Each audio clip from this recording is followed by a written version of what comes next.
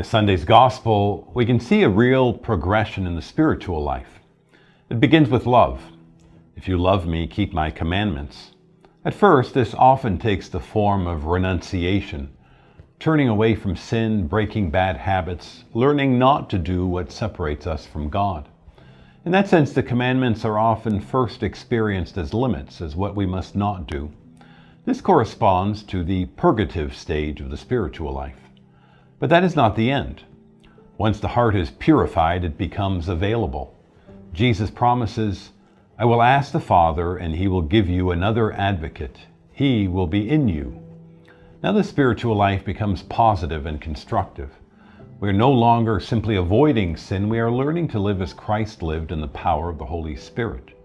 The virtues begin to take shape, and the Holy Spirit guides our actions from within. This corresponds to the illuminative stage of the spiritual life. And then something deeper happens. Jesus says, "You will realize that I am in the Father, and you are in me, and I in you. I will love him and reveal myself to him." This is no longer just moral effort. This is communion, the unitive stage.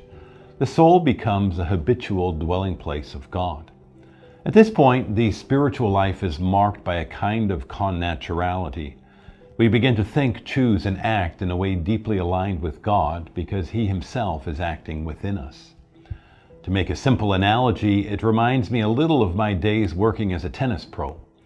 At the beginning, the coach has to strip away the bad habits of the player, and quite frankly, it can feel awkward and foreign for the player to make those changes. This is like the purgative stage, getting rid of what is holding you back. Then you begin to build your game. With guidance, you learn the technique to make the right shots, the right decisions. You are thinking, choosing, acting well.